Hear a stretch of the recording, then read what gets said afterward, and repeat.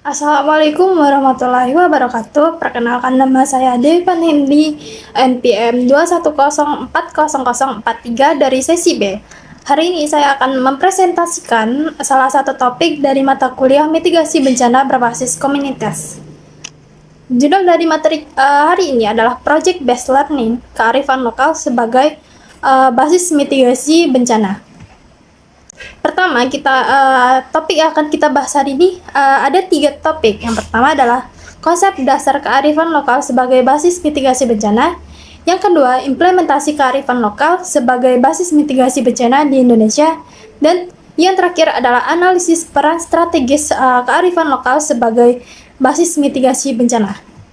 Yang pertama adalah konsep dasar kearifan lokal sebagai basis mitigasi bencana. Di sini ada 2 pendapat dari para ahli. Yang pertama dari Keraf tahun 2010 dan juga Jainuddin tahun 2019. Pendapat dari Keraf yaitu kearifan lokal merupakan semua bentuk pengetahuan, keyakinan, pemahaman, atau wawasan serta adat kebiasaan atau etika yang menuntun manusia dalam kehidupan di dalam komunitas ekologis. Dan yang kedua adalah pendapat dari Jainuddin tahun 2019 yaitu kearifan lokal sebagai perilaku dan budaya masyarakat dalam upaya beradaptasi dengan kondisi tempat tinggal yang memiliki potensi bahaya gempa bumi, yaitu masyarakat membangun rumah joglo sebagai bangunan tahan gempa. Lalu selanjutnya adalah implementasi dari kearifan lokal sebagai basis mitigasi bencana di Indonesia. Di sini ada 6 implementasi yang akan dibahas satu persatu. Yang pertama adalah pemahaman lingkungan dan peringatan dini. Baik, pemahaman lingkungan dan peringatan dini ini adalah proses mengenali, mengamati, dan memahami berbagai aspek lingkungan, alam, dan juga buatan, termasuk kondisi ekosistem, keanekaragaman hayati, dan interaksi antar sesama manusia dan lingkungannya. Sedangkan peringatan dini adalah sistem dan proses yang digunakan untuk mendeteksi potensi bencana atau bencana alam secara tepat dan cepat, memberikan informasi kepada masyarakat dan pihak berwenang untuk mengambil tindakan pencegahan sebelum bahaya terjadi. Tujuannya adalah untuk mengurangi resiko dan dampak dari bencana tersebut. Yang kedua adalah pembangunan rumah tradisional. Pembangunan rumah tradisional adalah proses pelestarian, adaptasi, dan peningkatan rumah-rumah yang memiliki nilai budaya, historis, dan juga arsitektural tradisional dan agar tetap relevan dan fungsional di masa kini.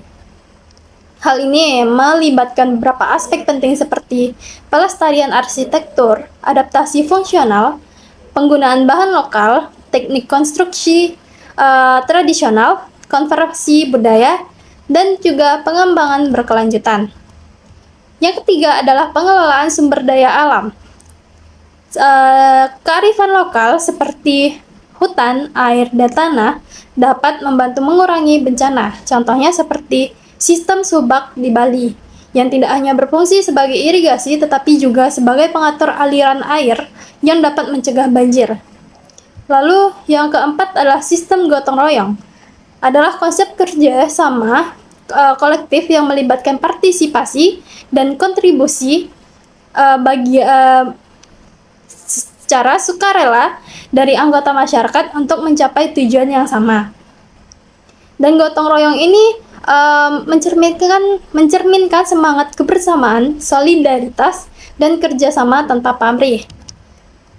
Ada beberapa aspek penting yang melibatkan sistem gotong royong, yaitu partisipasi kolektif, tujuan bersama, kesukarelaan, solidaritas dan kebersamaan, kemandirian komunitas, nilai budaya, dan penerapan di berbagai aspek kehidupan. Selanjutnya nomor 5 adalah ritual dan kepercayaan. Ritual adalah serangkaian tindakan atau upacara yang dilakukan secara berulang-ulang dan memiliki makna simbolis atau religius. Sedangkan kepercayaan adalah sistem keyakinan atau pandangan dunia yang dimiliki oleh seorang individu atau kelompok mengenai realitas eksistensi, moralitas, dan nilai-nilai. Kepercayaan itu mencakup aspek religius, filosofi, moral, dan budaya. Selanjutnya nomor 6 adalah pendidikan dan pengetahuan lokal. Pengetahuan lokal diwariskan dari generasi masa lalu ke generasi selanjutnya dan merupakan aset penting dalam mitigasi bencana. Mengintegrasikan pengetahuan ke dalam topik dalam kurikulum sekolah dapat memperkuat kapasitas masyarakat dalam menghadapi bencana. Selanjutnya, poin ketiga adalah analisis peran strategis kearifan lokal sebagai basis mitigasi bencana. Berikut adalah peran analisis dari strategis kearifan lokal. Yang pertama adalah pengetahuan lokal dalam prediksi dan peringatan dini. Sudah kita bahas sebelumnya, yaitu mencakup pengetahuan dan yang diturunkan secara turun-temurun mengenai tanda-tanda alam yang dapat digunakan untuk memprediksi bencana. Selanjutnya yang kedua adalah praktik dan ritual adat, seperti yang kita bahas sebelumnya juga. Contohnya bangunan tradisional seperti rumah panggung di daerah rawan banjir dan gempa dirancang untuk tahan terhadap goncangan bencana tersebut.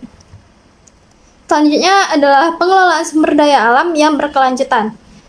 Biasanya mencakup praktik-praktik pengelolaan sumber daya alam yang berkelanjutan dan penting untuk mitigasi bencana alam, karena lingkungan yang terjaga dengan baik akan mengurangi risiko dan dampak bencana tersebut.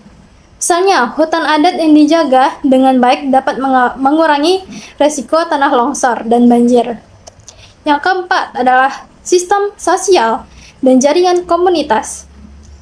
Kearifan lokal juga mengatur sistem sosial dan jaringan komunitas yang kuat yang penting dalam mitigasi bencana. Masyarakat dengan jaringan sosial yang kuat cenderung lebih menganggap dan mampu beradaptasi dengan cepat terhadap situasi darurat.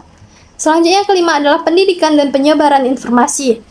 Melalui kearifan lokal, pengetahuan mengenai resiko dari bencana dan cara menghadapinya dapat diajarkan sejak dini dalam komunitas. Dan pendidikan informal ini sangat penting untuk menyebarkan informasi tentang mitigasi bencana dan membangun budaya kesiapsiagaan.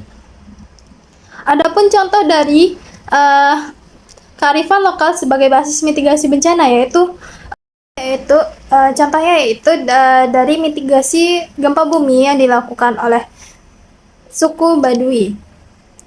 Dalam merespon adanya gempa bumi pada tahun 2014, masyarakat Baduy menyiasati dengan membuat aturan yang disebut dengan Pikukuh, di mana aturan tersebut adalah masyarakat suku Baduy wajib membuat bangunan rumah mereka dengan bahan-bahan yang lentur seperti bambu, ijuk, atau kirai supaya rumah tidak mudah rusak, karena bahan-bahan tersebut lebih lentur dan juga fleksibel hingga mengurangi risiko bencana rumah runtuh, seperti bangunan yang biasanya dibangun dengan beton dan juga semen sebagainya. Contoh selanjutnya adalah mitigasi bencana gempa bumi masyarakat Mentawai. Seperti yang diketahui, Mentawai sering dilanda bencana gempa bumi, dan juga, oleh karena itu dilakukanlah mitigasi bencana berbasis kearifan lokal, yaitu lagu Teteo Amusia Sloga, yang artinya gempa akan datang tupai sudah menjerit. Kata teteu ini diartikan sebagai kakek atau juga bisa jadi sebagai gempa bumi. Dan menurut kepercayaan masyarakat Mentawai yang beraliran Arat Sabulungan, mereka percaya adalah pada roh-roh penguasa alam sejagat. Teteu adalah salah satu penguasa bumi, dan jika teteu murka, maka ia akan mengguncang bumi sehingga mengeluarkan gempa. Karena itu, sebelum gempa bumi mengguncang, ada beberapa pertanda yang disampaikan oleh binatang seperti tupai akan gelisah, begitu juga dengan ayam peliharaan akan berkokok tanpa sebab. Lalu contoh yang ketiga adalah mitigasi bencana gempa bumi oleh masyarakat Bali. Masyarakat Bali, terutama Desa Culik, Kabupaten Karangasem, dan Desa Pangastulan, Kabupaten Buleleng, percaya bahwa guncangan gempa bumi disebabkan oleh pergerakan ular besar atau naga. Dan saat gempa bumi terjadi, masyarakat Bali akan bergegas lari keluar atau masuk ke kolong tempat tidur atau kolong meja, berangkulan satu sama lain, dan berteriak linuh, linuh, linuh, dan atau artinya adalah hidup, hidup, hidup. Seperti yang kita ketahui, salah satu mitigasi bencana untuk gempa bumi sendiri adalah jika kita sedang berada di bangunan tinggi, sebaiknya kita berlindung di bawah kolong meja untuk melindungi kepala kita.